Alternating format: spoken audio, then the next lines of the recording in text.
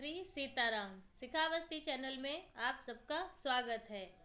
आज हम लोग कार्तिक महात्म्य का दूसरा अध्याय श्रवण करेंगे, जिसमें भगवान श्री कृष्ण श्री सत्यभामा माँ को उनके पूर्व जन्मों के विषय में बता रहे हैं कि उन्होंने कौन कौन से ऐसे कार्तिक मास में ऐसे कौन कौन से कर्म किए जिन कारणों से वो भगवान श्री कृष्ण जी की अर्धांगिनी बनी।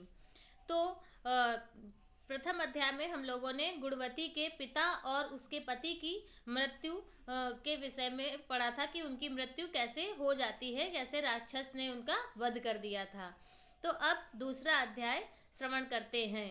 सबसे पहले हम लोग अपने गुरुदेव भगवान का स्मरण करेंगे, भगवान श्री गणेश का स्मरण करेंगे और श्री हरिनारायण भगवान का स्मरण करेंगे। और अब हम अध्याय प्रारंभ करते हैं। भगवान श्री कृष्ण ने कहा कि हे देवी गुणवती, अपने पिता व पति को राक्षस के द्वारा मारे जाने का समाचार सुनकर बड़ा विलाप करने लगी कि हे नाथ, अब हम क्या करेंगे, कैसे रहेंगे। और वह बहुत ही ज़्यादा दुखी होती है, रोती बिलखती है और रोते रोते वह बेहोश हो जाती है, मूर्छित हो जाती है। मूर्छित होने के थोड़ी देर पश्चात जब वो होश में आती है, तब उसे लगता है कि अब हमें अपने पिता और अपने पति का संस्कार, अंतिम संस्कार करना चाहिए। तो उसके लिए वह, उसके पास वैसे कुछ होता नहीं है, साधारण आचार्य ही थे वो लोग। तो इसलिए उसने क्या किया, जो उसके पास थोड़ा बहुत सामान था वो खाने पीने का या जैसा, वो उसने सब बेचकर उसे जो पैसे मिलते हैं उनसे वह अपने पिता और अपने पति का अंतिम संस्कार विधि पूर्वक करती है। उसके पश्चात अपना जो है फिर वह भगवान विष्णु की भक्ति में आठों पहर रहने लगती है। उसने जन्म से लेकर मृत्यु तक नियम पूर्वक सारी एकादशियों का व्रत किया और कार्तिक के महीने में उपवास तथा व्रत किया।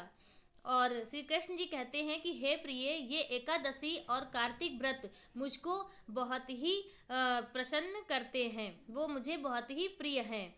भुक्ति, भक्ति और पुत्र तथा संपत्ति को देने वाले परम पवित्र हैं। जो मनुष्य कार्तिक मास में जब तुला राशि पर सूर्य आता है तो सवेरे उठकर स्नान करते हैं, व्रत व उपासना करते हैं, वह मुझे बहुत ही प्यारे हैं। क्योंकि यदि वह बड़े पापी भी हों तो भी स्नान व व्रत के प्रभाव से उनको मोक्ष की प्राप्ति हो जाती है। जो मनुष्य कार्तिक मास में जागरण करता है, दीप दान करता है, तुलसी वृक्ष की रक्षा करता है, वह साक्षात भगवान विष्णु के तुल्य ही है। जो मनुष्य कार्तिक मास में मंदिर में झाड़ू लगाता है और स्वास्तिक बनाते हैं, स्वास्तिक मतलब कि कार्तिक के महीने में हम लोग तुलसी माँ के पास एक रंगोली जैसी बनाते हैं जिसमें भगवान श्री नारायण के चरण बनाते हैं, और इसी तरह पूजा की तुलसी माँ का वृक्ष बनाते हैं, सूर्य भगवान, नारायण भगवान बनाते हैं। तो ऐसे हम लोग एक रंगोली जैसी बनाते हैं जिसमें स्वास्तिक का चिन्ह हो, ओम हो, शंकर भगवान, पार्वती माता, ये सब हम सभी पूरे महीने नियम से बनाते हैं। उसका वीडियो हम आपको ज़रूर देंगे कि कैसे हम लोग रोज़ शाम के टाइम तुलसी माँ की आरती के टाइम वो रंगोली तुलसी माँ के पास बनाते हैं। तो जो लोग वो बनाते हैं, विष्णु भगवान उनसे बहुत ज़्यादा प्रसन्न होते हैं। तो फिर यह सुनकर गुणवती भी प्रतिवर्ष मन लगाकर कार्तिक व्रत और भगवान विष्णु का पूजन करने लगी। हे प्रिय, एक बार वह बहुत ज्वर से ग्रस्त थी और बहुत ही कमजोर हो गई थी। फिर भी वह किसी न किसी तरह गंगा स्नान करने के लिए पहुंच जाती है, गंगा स्नान करने चली जाती है। गंगा तक पहुंचती तो है, किंतु शीतलहर, ठंडी हवाओं के कारण वह बुरी तरह से कांपने लगती है और एकदम शिथिल हो जाती है। भगवान विष्णु के दूतों के द्वारा फिर वह मेरे धाम में आती है, मतलब उसकी फिर शीत लहर और सर्दी के कारण उसकी मृत्यु हो जाती है। और फिर भगवान के पार्षद उसे भगवान विष्णु के धाम साकेत धाम ले जाते हैं। उसके बाद ब्रह्मा आदि देवताओं की प्रार्थना पर जब मैंने कृष्ण का अवतार लिया तो उस समय मेरे गढ़ भी मेरे साथ वहाँ पर आए।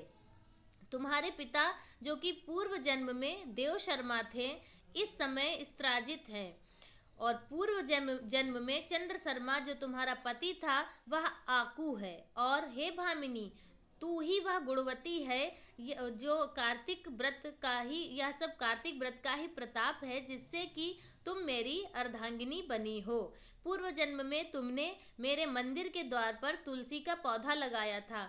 वह तुलसी का पौधा ही है जो कल्प वृक्ष के रूप में तुम्हारे आंगन में खड़ा हुआ है। तुमने जो उस जन्म में दीप दान किया था, उसके कारण तुम्हारी देह सुंदर है, तुम्हारे शरीर में शोभा है और घर में साक्षात लक्ष्मी निवास करती हैं।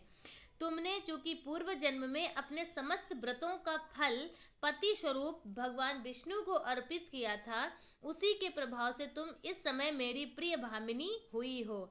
पूर्व जन्म में आजीवन तुमने जो नियम से कार्तिक मास का व्रत किया था, उसका यह प्रभाव है कि मेरा और तुम्हारा कभी वियोग नहीं होगा।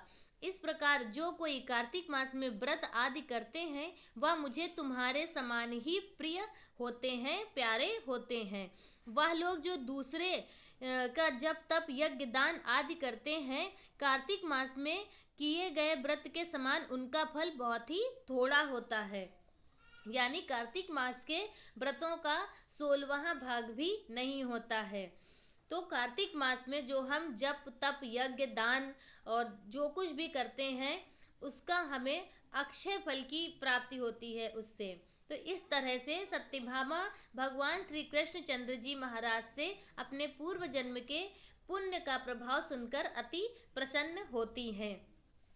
तो आप सबने सुना कि कैसे एक गुणवती स्त्री, एक साधारण स्त्री, जिसने पूरे अपने जीवन पर्यंत भगवान विष्णु के चरणों में कार्तिक मास के नियम किए, स्नान किया, दान किया, एकादशियों का व्रत किया, और उन सब व्रतों का फल उसे यह मिला कि वह भगवान श्री कृष्ण की अर्धांगिनी हुई सत्यभामा माँ के रूप में।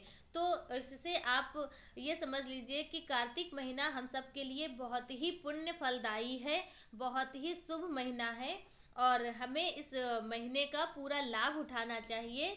और आप कोई ना कोई नियम अवश्य लीजिए, तुलसी माँ की पूजा अर्चना कीजिए, श्री हरि का नाम जाप कीजिए, और भगवान श्री हरि नारायण आप सब पे अपनी कृपा दृष्टि, अपना आशीर्वाद बनाए रखें।